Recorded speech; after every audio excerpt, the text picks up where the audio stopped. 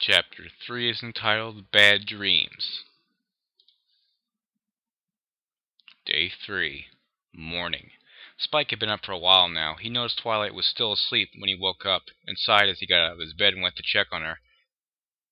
He noticed she still had her head covered with her blanket and blinked, but left her alone as he went downstairs to start his morning routine, letting her sleep in again. He would admit it to her, but he had woken up a few times during the night from her cries of panic in her sleep. "You'll tell me on your own, Twi," he said softly as he started his chores. Twilight groaned softly as she slowly woke up, still hiding under her blanket. She did manage to fall asleep again after the dream, but it took a while. She didn't sleep very well either. She tossed and turned most of the night and had other nightmares, but none stuck out or woke her up like the first. She moved to get up from the bed and went into her bathroom, looking at herself in the mirror. The rough night had left a mess. She floated up her brush and started to brush her mane. She then splashed her face with some cold water, taking a deep breath. He looked over as Twilight came down the stairs and smiled at her pleasantly. "Good morning, Twilight. Did you sleep well?" he asked, having already finished half his chores before she woke up and came down the stairs. He knew she had a rough night, but decided to give her a chance to tell him. "How about some breakfast? On your usual wheat toast and tea?" he asked as he headed into the kitchen. Twilight followed after Spike into the kitchen. "Yeah, I slept well," she said, not sounding convincing even to herself. Spike just frowned softly to himself. He knew she had a rough night. It had woken him up, and it showed in her features. Even though she had cleaned herself up, she still looked as if she hadn't gotten a lot of sleep. He poured her a cup of tea and sat it down on the table for her before starting to make her the toast she had always had. But she stopped him. "Actually, Spike, I think I want some pancakes today," she said, and Spike gave her a confused and worried look. "Well, all right, Twilight, if that is what you want," he replied as he started to make the pancakes instead. He wondered what had her so upset. The sleepless nights and late mornings was one thing, but she only requested pancakes as if she had a particularly bad dream or nightmares. "Are you sure you're okay, Twilight?" he asked as he finished mixing the batter, greased a pan with some butter, and poured some of the batter into it. "I'm fine, Spike, really. You don't need to worry about me," she said as she smiled at him, trying to look sincere. She took a drink of her tea and breathed in the smell of the pancakes as they cooked. Looking over at him as he cooked, she smiled again and sighed softly before she spoke again. "Just a bad dream is all. Everything is all right," she said as she tried to convince herself as much as him. Spike wasn't convinced it was just a simple bad dream. She had those before, and they never bothered her this bad. She put the pancakes on a plate as they got done and brought them over, placing them on the table with some butter and a selection of syrup and jams. "If you say so, Twilight," he said, looking up at her with a worried smile. "But you know if anything is bothering you, you can tell me. I am your number one assistant, after all." He smiled at her again before leaving the kitchen to finish his chores. After Spike had left the room, she sighed softly to herself. "Oh, Spike." She shakes her head and uses her magic to add a bit of butter to the pancakes, then some boysenberry syrup. She then started to eat. These are good." She smiled as she enjoyed the taste. Pancakes had always lifted her spirits when she was down, ever since she was little and had been scared of the monsters getting her in the night. I'm with you, sister. I got some bad stories. I'm scared of some things. I'm not going to talk about it. She ate quietly as she thought on her new monster, the nightmares plaguing her dreams. She couldn't figure out why they kept coming and what they meant. All her studies on dream analyst turned up little. At least nothing that would help her with this problem. She had experiments go bad before, even gotten herself hurt before, but she had never had bad dreams about those. After she had finished the pancakes, she put the dishes in the sink and the syrups and jellies back in the fridge with the butter. She then started to make her way out to the main hall. As she did so, she heard a knock at the front door and tilted her head. "Wonder who that could be at this time of morning." "I got it, Spike," she called to him as she went to answer it, her magic opening the door. She sees Fluttershy standing at the entrance of the library and smiles at her. "Oh, good morning, Twilight," her shy friend said with a kind smile. Twilight moved to let her come inside and close the door behind her once she was in. "How are you feeling this morning?" "Oh, how are you feeling this morning?" Fluttershy asked, polite as ever, while going to take a seat nearby. "Good morning, Fluttershy. I'm doing very well this morning. How about yourself? Did the sleepover go good?" Twilight asked as she went to join her with a friendly smile. She took a seat across from her and settled down, glad to have the company and a distraction from the dream. "It went very well, Twilight. Thank you for your suggestion on the book. It helped a lot, Fluttershy said while taking the book from her saddlebag so Twilight could put it away. We had a lot of fun, and they didn't complain or sneak out after bedtime this time around. Fluttershy continued with a smile. I'm glad it helped, Fluttershy. So no trouble with those little fillies? Twilight asked as she used her magic to levitate the book and put it back on the shelf.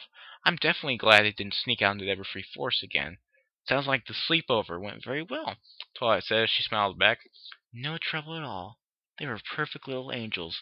That's what you said 5 times that one episode. Fluttershy answered with a big smile and nod. I'm glad I could help Rarity out again, Fluttershy said, and then paused as she looked at Twilight. She noticed how tired she looked. Are you sure you're okay, Twilight? You don't look like you've gotten enough sleep, she asked, her voice full of concern. I'm glad it didn't cause any trouble this time, Twilight answered with a smile. Huh? Huh? Oh yeah, I'm great. Just had a long night is all. Don't worry about me, Fluttershy. You know, every time you say don't worry about me, someone worries about you. It's a fact of life, Twilight answered. She had to lie, but she knew Fluttershy would be worried if she mentioned she had a nightmare. Well, alright, Twilight, if you say you're alright. Just try to get some rest. I really should get back to my animals now, though. Fluttershy said with a nod, moving to her hooves. She still looked concerned about Twilight, though. Thank you again for the book, Fluttershy said as she started for the door. I will, Fluttershy. Thank you, Twilight said, and she got her hooves. And she got to her hooves as well. Shut up, people. She followed her to her door and used her magic to open for Fluttershy. You're welcome, Fluttershy. Anytime you need help, let me know, she said as she smiled and Fluttershy left. She closed the door behind her. Day 3, afternoon. Twilight studied at her. After Fluttershy left, she had only been at it for about an hour when she started to feel drowsy. Her lack of sleep had started to catch up to her. She felt her head grow heavy and her eyes close her. She fought it back before she lay down on the cushion, curled up in front of the desk, and drifted off to sleep. It wasn't long before she started to dream again. Her eyes slowly started to open after the impact from the magic of the guard had shot at her. Quickly she lifted her head and jumped to her hooves to look around. She found she was in a small cage, just enough room to turn round in, but not much else. The cage was being loaded up into a cart led by 2 Earth Pony Royal Guards ready to pull it. 4 Unicorn Royal Guards surrounded the cart and used their magic to levitate the cage up and on the back of it. She tried to focus her magic, but instead she felt intense pain, giving a sharp cry and holding her head with her hooves. She looked up and saw something clamp to her horn, and shook her head trying to get it off. She recognized it as a magic nullification clamp, and she was able to remove it. She started to panic and turn around in circles inside a cage in the back of a cart as it was being taken through the streets of Ponyville to a rail station. As she turned, she could see ponies had lined the streets to watch. Some had looks of surprise, others looks of sadness at what had happened. A few, but not many, turned their noses up and turned around just as she went past, in a sign of disrespect for the accused. Jesus! One of the Unicorn Royal Guards saw her as she turned around in a panic inside the cage, making a wobble on the cart. Settle down in there! His horn glowed threateningly, and Twilight settled down. She sat back down in the cage and took a slow, deep breath. Tears started to roll down her cheeks, and she wondered how everything ended up at this point. The cart came to a stop, and she looked up and out of the cage. She saw her friends as they stood on the platform, along with some more guards. She couldn't bring herself to make eye contact with them as the cart was turned around and pushed back against the platform. She kept her eyes down as magic encased it, and floated up into the cart train. The 4 Unicorn Guards going up into the train stood around the cage. Her friends moved to stand in front of the open door of the train car and looked into her eyes, their eyes full of sorrow. She finally looked up and out at her friends, tears rolling down her cheeks as she saw them. Pinkie Pie couldn't contain herself and openly cried. Fluttershy and Rarity also had tears freely flowing down their cheeks. Applejack and Rainbow Dash had been able to contain themselves a little better, but not too much better. She felt her heart sink as the door started to close. Her friends disappeared one by one as the door covered them. Pinkie Pie, Fluttershy, Rarity, Applejack, and finally Rainbow Dash. With final sound, the door closed. As it closed with a thud and the lock clasping shut, she whispered out to her friends, I'm sorry. Goodbye. Aw. Day 3, evening. She sat up and quickly looked around quickly. She panted hard and blinked a few times. She found herself at her desk and she shakes her head trying to calm herself down. She worried what was going on.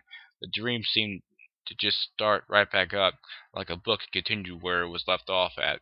She took a deep breath and closed her eyes for a few minutes before she got to her hooves. She looked up and out in the window. to see what time of day it was. It was already dark outside. Spike was asleep and seemed late, so she went to her kitchen to get herself something to eat since she was hungry. She wasn't sure how long she had been asleep, but Spike was asleep and it must have been for a while. She got herself some tea and made herself a quick dinner of a salad with apple slices. She brought it to her table and sat down to eat. Her mind was still on her recent couple of dreams. "What is going on?" she asked herself quietly. The more she went over it in her mind, the less she could come up with any logical reasons than dreams and the way they had progressed. "It's almost like I'm living two lives. This life where everything is fine, and another life in my dreams where everything went wrong." She frowned after she said that out loud. It wasn't logical and sounded pretty far-fetched. "No, that's impossible. Get a hold of yourself, Twilight. It's just a dream," she told herself before she got up and put the dishes in the sink. She made her way out of the kitchen and started up the stairs to her bedroom. Even though she had just woken up, she was still pretty tired. That dream had taken a lot out of her. She crawled into bed and got up under the covers, snuggled down and closed her eyes. "I just need a good night's sleep. That's all." "You won't get it," she told herself as she started to doze off. "Spike," she said softly to herself as she closed her eyes. Tears rolled down her cheeks. She opened her eyes and looked at the floor of her cage and took a deep breath. She looked at the guards stationed around her in the train cart. They had been there to make sure she didn't escape, and make sure her friends didn't try to rescue her. She recognized the small gold crest on their uniforms, marking them as the elite, best of the Unicorn Guard. Even if she had her magic, she knew she wouldn't have a chance of escape with them around. They would be able to easily track her if she teleported away. She gave a soft sigh and looked back at the floor of her cage again. She sat quietly as the train made its quick trip to Counterlot. It was a pretty quick trip from Ponyville to Counterlot by train. She looked up as the train came to a stop at the station and winced a bit as the door to her train car was opened, the light flooding and hurting her eyes. The train car had been kept pretty dim. She felt magic around her as the cage was lifted up and carried out and placed on the back of another cart. Twilight looked around the train station of Counterlot, then over at the two large earth pony guards hooked up to the cart and started to pull her out of the station and into the city. Looking up, she saw mid-evening. She started to fear a little. She had never been in any real trouble like this before. "What is going to happen to me?" she asked guards that would answer her. "No talking," answered the Unicorn Royal Guard.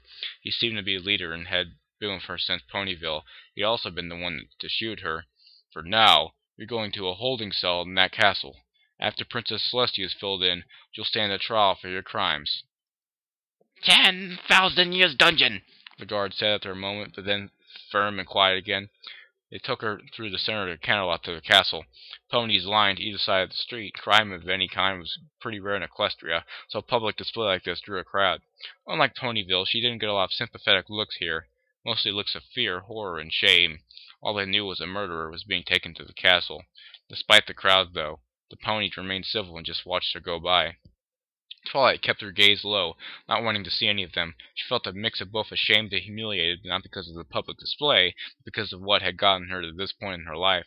Her stubbornness, and her pride to be the best student. She knew she shouldn't have pushed that extra dose of magic into the crystal, but she wanted the experiment to work so bad, and she got reckless. Twilight jumped and looked around quickly. Something shaking her had woken her up. She saw Spike as he stood by her bed looking at her, his eyes full of worry as he watched her. Twilight looked back at him. Tears rolled down her cheeks. Her mane stuck to her face from sweat. She didn't know it, but she had whimpered and cried loudly in her sleep, and it woke him up. "You can't tell me everything's fine, Twilight," Spike said to her after she had calmed down. "You haven't had dreams like this since you were a little filly. And even then, they hadn't been this bad. Now please, tell me what is going on." Twilight just looked at her faithful assistant for a few minutes before she broke down. I dreamed I killed you, Spike, in that experiment. It was horrible," she told him as she curled up on her bed and snuggled under her covers. "Oh, Spike, I can't sleep. When I do, I just have the dreams. I'm scared of what's going to happen next time." Spike climbed on the bed next to her and softly stroked her mane, getting it out of her face as he looked down at her. Concern and worry written all over his face. "Twilight," he said softly, unsure of what he could do or say to make her feel any better. So chapter 4 is coming up. We got 3 down so far. And yeah. Wait. It's the longest chapter so far yet. Hold on. I'm just I read it faster than the last chapter. It's weird. I guess I'm just reading faster. I'm not. I can't even talk. I'm not doing it on purpose. I'm just. I don't know. Gosh. Stay tuned.